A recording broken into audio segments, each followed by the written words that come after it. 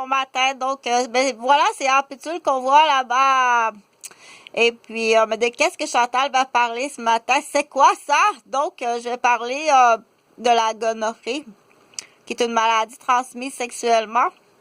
Je vais la lire tantôt sur l'ordinateur, mais là, je fais juste comme placoter pour que ce soit facile à comprendre. Parce que quand on a la gonorrhée, on a mal à la tête.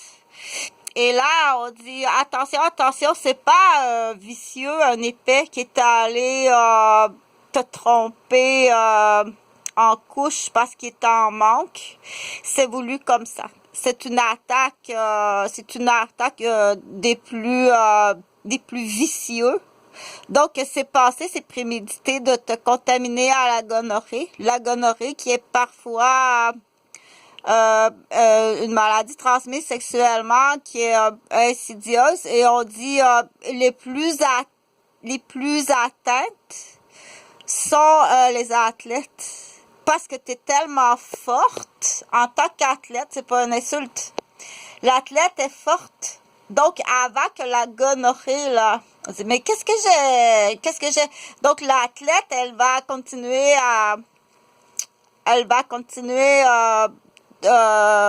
vaquer, on dit, à toutes ses responsabilités, fonctions, avec la gonorrhée qui tranquillement va s'insérer, ça rentre par le vagin ou par la gorge, et qui va tout aller détruire le système. Donc, elle va être très souvent handicapée pour le reste de sa vie.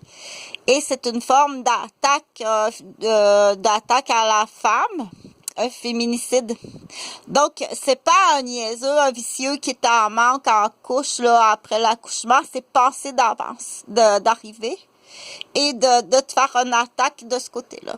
Donc, c'est très souvent asymptomatique, la gonorrhée. Elle a le temps de faire son chemin, rentrer, aller s'installer dans le système de la mère.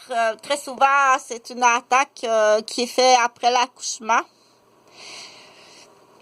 Presque immédiatement ou juste avant l'accouchement.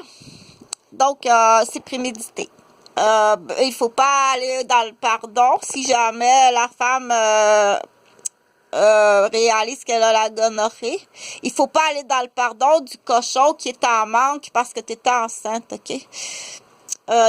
Donc, ça, c'est facile. Maintenant, il existe des outils là qui sont capables de vérifier si c'était prémédité, là, si c'était une attaque. Et comme j'ai dit, très souvent sur les athlètes, les femmes très, très fortes, c'est elles qui vont être le plus atteintes parce qu'elles vont continuer longtemps malgré les symptômes.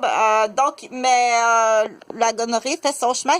Tandis que la femme là qui est comme plus fragile, tout ça, on dit ça va pas bien. Donc elle est plus fragile, elle a plus de chances d'être traitée avant.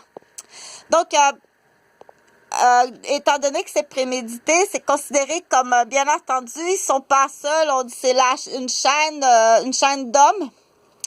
Au Québec, on en a beaucoup. À peu près, je dirais que ça a commencé dans les années Bibi, les années pompiers Bibi.